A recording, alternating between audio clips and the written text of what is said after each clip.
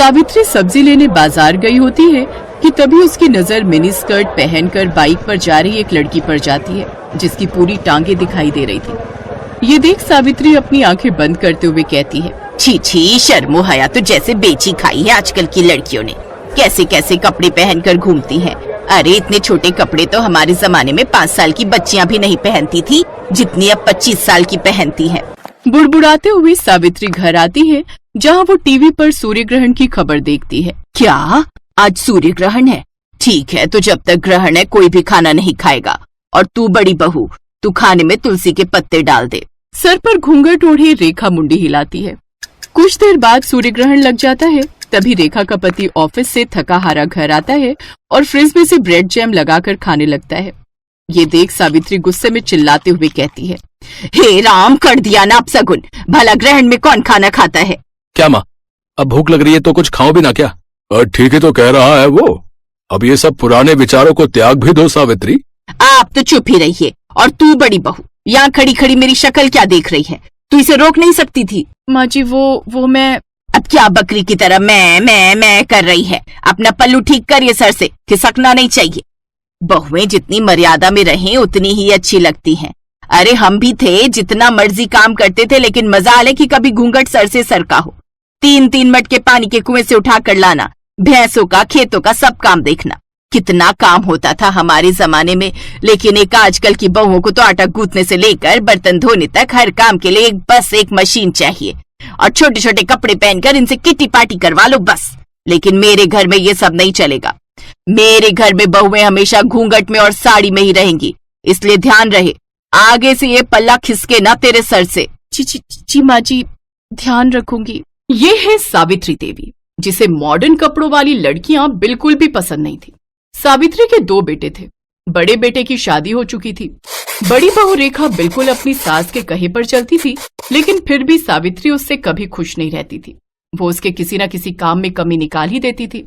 एक रोज जब रेखा अपने कमरे में दिन में आराम कर रही थी, तो सावित्री अचानक से उसके कमरे में आती है। तब रेखा करवट बदल रही होती है, जिससे उसकी कमर दिख जाती है। ये देख सावित्री जोर से चिल्लाती है, छी छी छी छी छी छी छी, बस इसी बात का डर था मुझे। सारी शर्मो हया बेच खाई है। माँ जी आप, लेकिन हुआ क्या?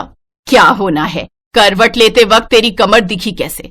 आज के बाद ऐसा हुआ ना तो अच्छा नहीं होगा बहू। और इस तरह बंदिशों में रेखा ने अपनी शादी का पूरा 1 साल काट लिया।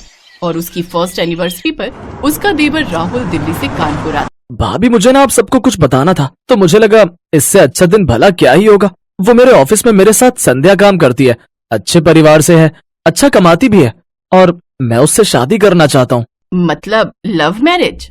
हाँ माँ, लव मैरिज। क्यों, कोई प्रॉब्लम है? नहीं नहीं, मुझे भला क्या दिक्कत होगी। तुझे पसंद है लड़की तो फिर हमें भी पसंद है। ये सावित्री का सिद्धांत भी समझ नहीं आता। जो डरता है तो उसे और डराती है, और जो सुनता ही नहीं उसकी बात झट से मान जाती है। चुप करिए जी। अब उस शहरी लड़की के पीछे अपने बेटे को तो नहीं खो सकती ना। कहीं उसके लिए सब छोड़कर ही चला गया तो। इसीलिए तो चुपचाप इस शादी के लिए हाँ कर दी। एक बार घर में आ गई तो फिर रेखा और उसमें कोई फर्क नहीं कर पाएंगे। सावित्री अपने छोटे बेटे की शादी के लिए मान जाती है। वो 1 महीने बाद दोनों की शादी करवा देते हैं। शादी के बाद दिल्ली से कानपुर कार में आते आते भारी भरकम लहंगे में संध्या काफी थक जाती है और वो एक जगह होटल के पास गाड़ी रुकवाती है। ड्राइवर, गाड़ी रोको, मुझसे अब और ये नहीं पहना जा रहा, ये भारी भरकम लहंगा। राहुल तुम यही रुको, मैं अभी चेंज करके आती हूँ। कुछ देर बाद गाड़ी आकर उसके ससुराल रुकती है। फिर पीछे से संध्या स्कर्ट और टॉप पहनकर सर पर शादी का दुपट्टा लिए निकलती है। संध्या को इस रूप में देखकर सभी हैरान रह जाते हैं। राहुल बेटा, ये सब बेटा 2 जोड़ी में लड़की मांगी थी, इसका मतलब ये नहीं कि ये सचमुच ही 2 जोड़ी में आ जाएगी। वो माँ, दूर का सफर था ना, और इसने लौटते वक्त लहंगे पर ही वोमिट कर दी, इसीलिए जो इसके हाथ में लगा इसने पहन लिया। ये राहुल का बच्चा झूठ क्यों बोल रहा है? चलो संध्या, माँ के पाँव छुओ। हैं? अरे नहीं नहीं, तुम रहने दो। अगर तुम झुकी तो न जाने क्या क्या झुक जाएगा। ओह थैंक्स। वैसे मैं खुद झुकने के मूड में नहीं थी। वो क्या है ना, मैं बहुत थक चुकी हूँ। वैसे माँ जी, हमारा बेडरूम कहाँ है? वो क्या है ना, मैं पहले बाथ शावर लेना चाहती हूँ। और राहुल डार्लिंग, तुम ना प्लीज मुझे बॉडी मसाज दे देना। आज सचमुच मुझे बहुत थकावट है। बताओ ना माँ जी, बेडरूम कहाँ है? संध्या, बस 2 मिनट, माँ गृह प्रवेश कर ले। ओह प्लीज, थोड़ा जल्दी कीजिए ये सब formalities. I am really so tired. Savitri को मन ही मन बहुत गुस्सा आ रहा था, लेकिन वो कर भी क्या सकती थी। उसने चुपचाप उनका गृह प्रवेश करवाया और बहू बनकर संध्या अपने ससुराल आ जाती है। लेकिन संध्या के कपड़े देख सावित्री डर गई। ये नई बहू तो कुछ ज्यादा ही मॉडर्न कपड़े पहनती है। अरे पढ़ी लिखी नौकरी वाली है तो क्या हुआ, सर पर नाचेगी, जो मर्जी रुमाल जितने कपड़े पहनेगी। कहीं कल मुंह दिखाई पर इसने कुछ बेढंगे से कपड़े पहन लिए तो नहीं नहीं नहीं, इसे मुझे ठीक करना ही होगा। ये सोचकर सावित्री संध्या के कमरे में जाती है। अरे नई बहू, दिखा तो कल मुंह दिखाई पर क्या पहनने वाली है। ये वाली साड़ी कैसी है माँ जी? अच्छी है, लेकिन काला रंग, शादी के बाद ये सब रंग ना कुछ अच्छे नहीं लगते। और वैसे भी ये सिर्फ ब्लैक नहीं है, देखो इसके बॉर्डर पर रेड कलर भी है। जो भी हो, लेकिन तू ऐसी साड़ी नहीं पहनेगी। चल अब मुझे अपनी साड़ियां दिखा, मैं बताती हूँ तुझे कौन सी पहननी है। संध्या सावित्री को अपनी सभी साड़ियां दिखाती है, जिसमें से गुलाबी रंग की साड़ी देख सावित्री कहती है, हाँ ये वाली, ये अच्छी रहेगी, इसे ही पहन तू। जी माँ जी। शादी के तुरंत बाद सास का ऐसा बदलता रवैया देख संध्या हैरान थी। सावित्री ने संध्या की साड़ी तो देख ली, लेकिन वो ये नहीं जानती थी कि उसका ब्लाउज कितना हॉट बना है। शाम को मुंह दिखाई पर संध्या वो गुलाबी साड़ी हॉट ब्लाउज के साथ पहनती है। ये देख सावित्री उसकी साड़ी अच्छे से बांधती है। अरे बहू, ये सर पर पल्ला कर ले, सब मेहमान आएंगे ना तो उनके सामने यूं सर ढके घूमना अच्छा नहीं लगता। संध्या साड़ी पहनकर सर पर घूंघट रखकर बाहर आती है। ये देख मोहल्ले की औरतें बात करती हैं। मान गए सावित्री तुझे, मुझे तो लगा था कि ये मुंह दिखाई पर भी मिनी स्कर्ट पहन कर आएगी, लेकिन तूने तो एक दिन में इसे साड़ी पहनना और घूंघट रखना भी सिखा दिया। अरे मेरा नाम सावित्री है, सावित्री। अच्छा संध्या बहू, चल अब इन सबके पांव छूकर आशीर्वाद लो। सावित्री सबके पांव छूकर आशीर्वाद लेती है, लेकिन संध्या ये नहीं जानती थी कि उसकी सास किस खेत की मूली है। एक बार जो उसने साड़ी पहन ली तो फिर वेस्टर्न कपड़ों का नंबर तो कभी आने वाला है ही नहीं।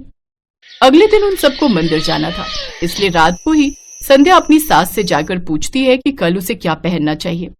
तुझे क्या पहनना है क्या नहीं ये सब तो बाद की बात है, लेकिन तू इस नाइट ड्रेस में बाहर कैसे आ गई? हमारे घर में ये सब नहीं चलता। लेकिन राहुल ने तो मुझसे कहा था कि मैं जो मर्जी पहन सकती हूँ। अरे उसे क्या पता इन सब के बारे में, रहा भी है वो इस घर में, बचपन से तो पहले पढ़ाई के लिए हॉस्टल में और फिर नौकरी के चक्कर में बाहर। तू उसकी बीवी है पर बहू मेरी है और इस घर में मेरी ही चलती है। संध्या उदास हो जाती है और वो अपने कमरे में चली जाती है। उसे उदास देख उसकी जेठानी भी उसके पीछे पीछे उसके कमरे में चली जाती है। उदास मत हो संध्या, इस घर का नाम ऐसे ही सावित्री निवास नहीं पड़ा है, यहाँ बस माँ जी की ही चलती है। उनसे पूछे बिना तो मैं खाना तक नहीं बना सकती, तो कपड़े तो दूर की बात है। अब कपड़े चेंज करके साड़ी पहन लो और किचन में आ जाओ। मुझे नहीं लगता अब वो तुम्हें कभी भी वेस्टर्न ड्रेसेस पहनने देंगी। ऐसे कैसे नहीं पहन सकती? अब तो बस हफ्ता भर में ये साड़ी पहनूंगी, उसके बाद बिल्कुल नहीं। एक हफ्ते बाद राहुल संध्या के साथ हनीमून ट्रिप प्लान करता है। सच में संध्या बहुत मजा आएगा, कश्मीर सच में बहुत खूबसूरत है। अच्छा अब तुम पैकिंग कर लो। संध्या अपनी पैकिंग कर लेती है। फिर जब ये बात सावित्री को पता चलती है तो वो संध्या के पास आती है। अच्छा, कश्मीर जाने की तैयारी हो रही है, दिखा तो तूने क्या क्या रखा है वहां पहनने के लिए। वो क्या है ना, ध्यान रखना पड़ता है, कहीं तूने छोटे छोटे कपड़े रख लिए और तुझे सर्दी लग गई तो। वो तो मैं समझ ही गई थी कि बिना मेरे कपड़े चेक किए आप मुझे जाने कहाँ देंगी। संध्या हनीमून के लिए चली जाती है, लेकिन वो वहां जाकर कुछ वेस्टर्न कपड़े खरीद लेती है और अपनी ढेर सारी फोटोज लेती है। लेकिन एक रोज उसकी सास वो फोटोज देख लेती है और वो संध्या पर खूब गुस्सा होती है। लेकिन तभी वहां सावित्री की सास रत्ना आ जाती है, जो काफी बूढ़ी होती है, लेकिन उन्होंने भी टी शर्ट और पैजामा पहना होता है, साथ ही चश्मा भी लगाया होता है। बताओ भला क्या बुराई है इन कपड़ों में? मुझे देखो, मैं क्या इन कपड़ों में बुरी लग रही हूँ क्या? अरे जब मैं गांव में रहकर ऐसे कपड़े पहन सकती हूँ तो फिर मेरे पोते की बहू क्यों नहीं? और तू जानती है आज क्या हुआ? जब मैं रेलवे स्टेशन से लौट रही थी तो साड़ी पहने एक लड़की बाइक पर बैठी थी, उसकी साड़ी बाइक में फंस गई और वो नीचे गिर गई, जिससे उसे थोड़ी चोट आ गई। और वो कोई और नहीं, हमारी बड़ी बहू रेखा है। अभी अस्पताल में भर्ती करवा कर आई हूँ उसे। जमाने के साथ अपनी सोच बदल सावित्री। ये सब बातें सुन सावित्री को अपनी गलती का एहसास होता है और अब वो कभी भी अपनी बहुओं को उनकी मर्जी के कपड़े पहनने से नहीं रोकती।